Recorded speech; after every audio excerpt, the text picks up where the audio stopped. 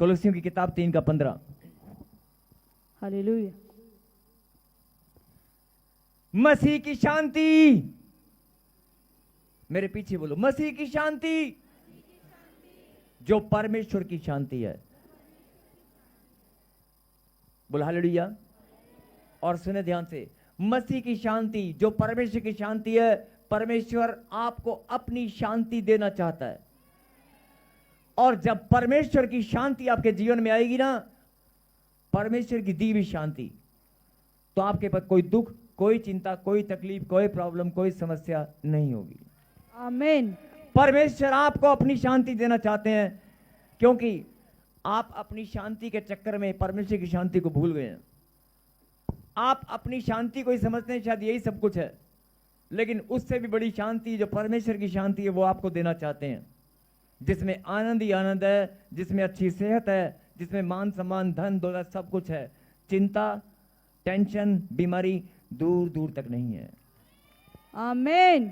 चिंता और बीमारी का कोई नाम ही नहीं है। आप ढूंढने भी लगेंगे तो नजर नहीं आएगी। ऐसा जीवन परमेश्वर आपको देना चाहते हैं। आमीन। और लिखा है,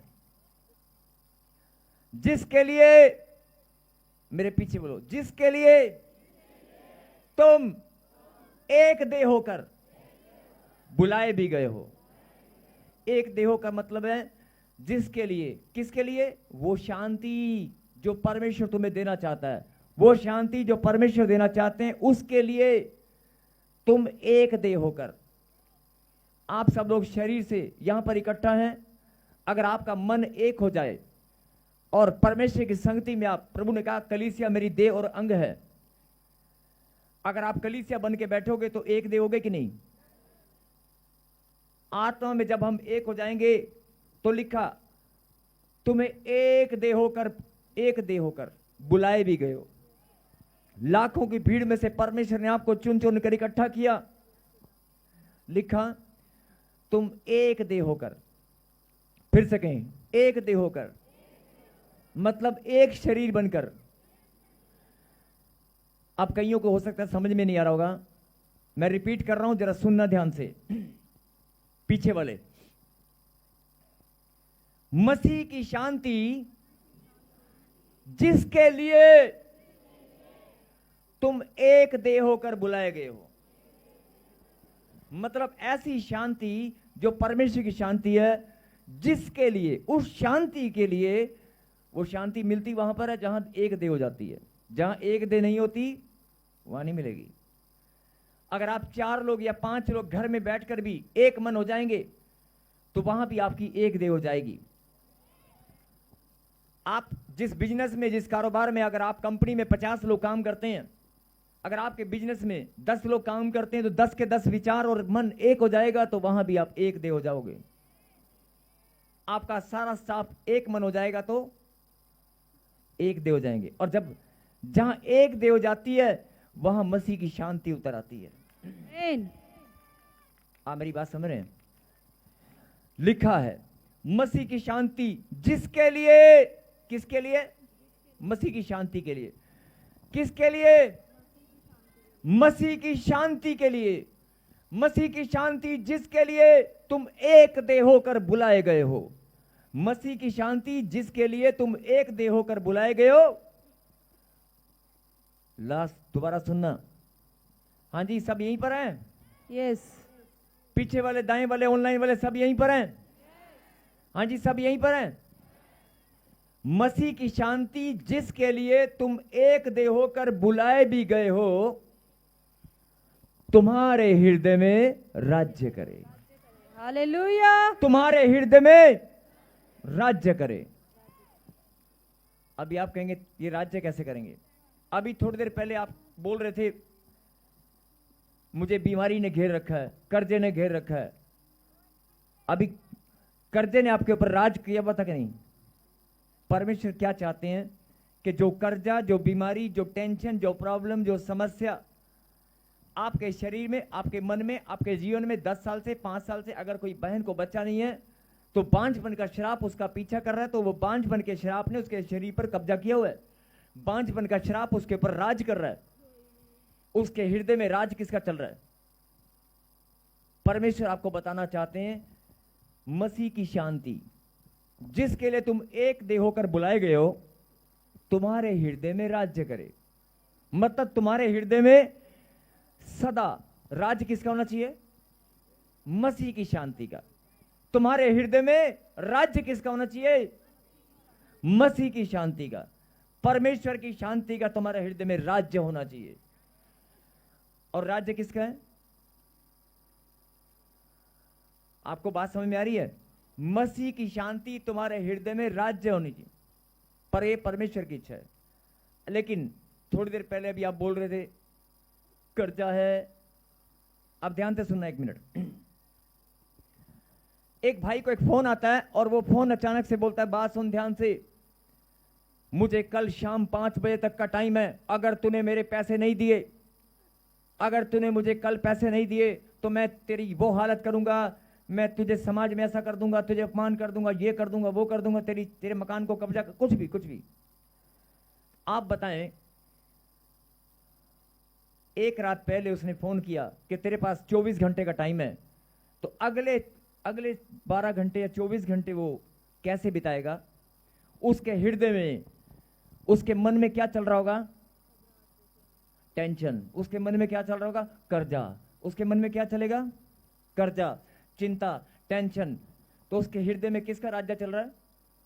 चिंता का, टेंशन का, कर्जे का।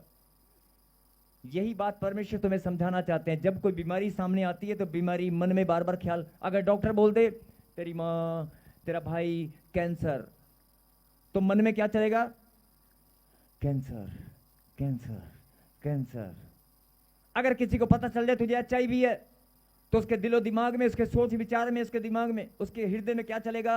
HIV, HIV, मैं मरने वाला हूं, ओह मेरी शादी नहीं हो सकती, ओह मेरा बच्चा तो कहां से होगा, शादी नहीं होगी, मैं तो गया, मैं तो लुढ़क गया, खत्म। उसके हृदय में राज किसका बनेगा? HIV ने उसके हृदय में राज्य करना शुरू कर दिया। बीमारी ने, कर्जे ने अपना राज्य बना लिया है। अरे यही तो परमेश्वर समझाना चाहते हैं, तुम्हारे हृदय में बीमारी नहीं, कर्जा नहीं, टेंशन नहीं, मेरी दीवी शांति राज्य करे। आमीन, मेरी दीवी शांति राज्य करे। बोलो आमीन। आमीन, मसीह की शांति तुम्हारे हृदय में राज्य करे। बोलो आमीन। और आगे क्या लिखा है? और तुम, मेरी शांति तुम्हारे हृदय में राज्य करे और तुम क्या करोगे मालूम है? तुम धन्यवादी बने रहो। बस तुम्हें और कुछ नहीं करना है, तुम्हें और कुछ नहीं करना है, केवल धन्यवाद करना है। बोलो आमीन। आमीन। केवल क्या करना है? अब इतना बड़ा गिफ्ट परमेश्वर ने आपको दिया है। 2 मिनट सुनो सुनो सुनो। अभी थोड़ी देर पहले याद करो, सिर्फ 5 मिनट की बात हो रहा है, ध्यान से सुने। अभी थोड़ी देर पहले आपने कहा धन्य है वे लोग जिनका भरोसा परमेश्वर पर है। क्या आमीन? और आपने प्रार्थना में घोषणा किया था अभी कि मैं अपनी सोच विचार को, अपने दिलो दिमाग में जो भी टेंशन है, घर में, जीवन में, बिजनेस में, कारोबार में, जो बीमारी है, गांठ, गिल्टियां, पथरियां, रसोड़ियां, जो चिंता, खून में इन्फेक्शन, जो भी मेरी लड़ाई झगड़ा नशा, जो भी मेरे घर में जीवन में है, आज मैं उसे परमेश्वर के चरणों में डाल देता हूं। आमीन। यानी आपका मन खाली हो गया? खाली हो गया कि नहीं हो गया? आपका मन खाली हो गया कि नहीं? आपका हृदय जो भरा पड़ा था वो परमेश्वर के हृदय में आपने डाल दिया। डाल दिया कि नहीं? उसके बाद परमेश्वर ने आपको क्या दिया? एक बड़ा सुंदर गिफ्ट दिया। हालेलुया। मेरी शांति तुम्हारे हृदय में, कर्जा नहीं, चिंता नहीं, बीमारी नहीं, मेरी दी हुई शांति तुम्हारे हृदय में राज्य करे। तुम्हारे हृदय के ऊपर, तुम्हारे दिलों के ऊपर मेरी दी हुई शांति का राज्य होना चाहिए। जिनको ये बात समझ में आ गई है ना, जो रिसीव कर रहे हैं, उनके जीवन में ये आमीन। शांति सदा के लिए बनी रहेगी। आमीन। और आपको क्या करना है मालूम है? केवल धन्यवादी बने रहो, केवल धन्यवादी बने रहो। अरे इतना तो कर सकते हो, मेरी दी हुई शांति मेरे पीछे बोलो, मसीह की शांति, मसीह की शांति हमारे हृदय में। एक दूसरे को हाथ पकड़ के बोलो, तुम्हारे हृदय में। बोलो, मेरे हृदय में राज्य करे मसीह की शांति, मेरे हृदय में राज्य करे। और तुम सिर्फ धन्यवादी बने रहो और कुछ नहीं। जिनको ये बात समझ में आ गई है ना,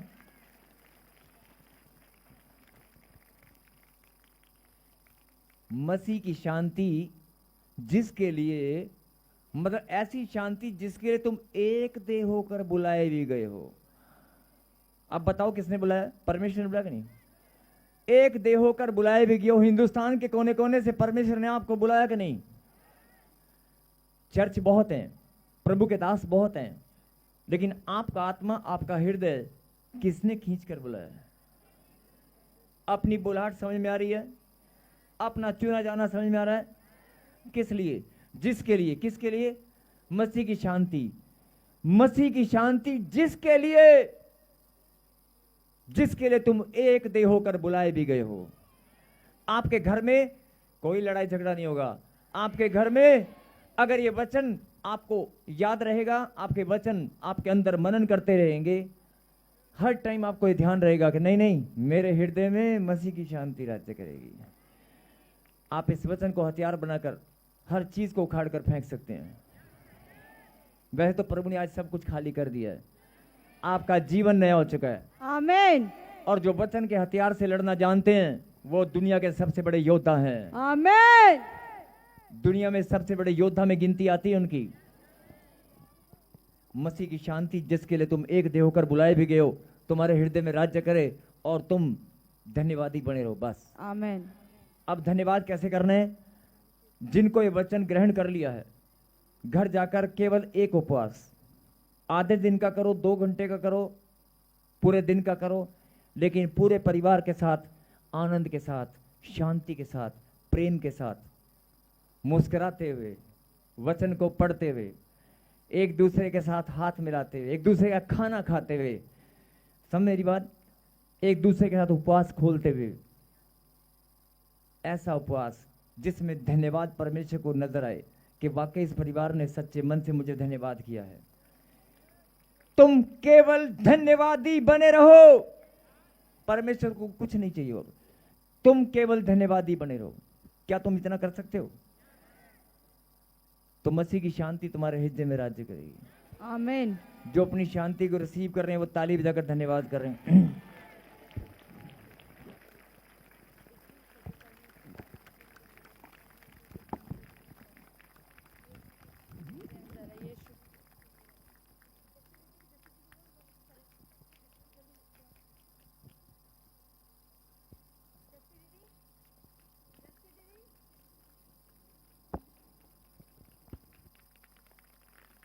हालेलुया।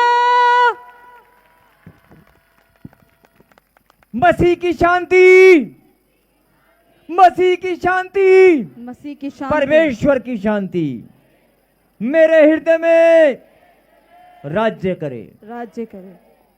यीशु के नाम में मांगता हूं, आमीन। हाँ जी, आज से आपको कैसे जीना है? आज से रोते हुए नहीं, प्रॉफिट जी, हे भाई, हे बहन, मेरे घर में ना, मेरे घर में मेरे, रोते हुए नहीं जीने का।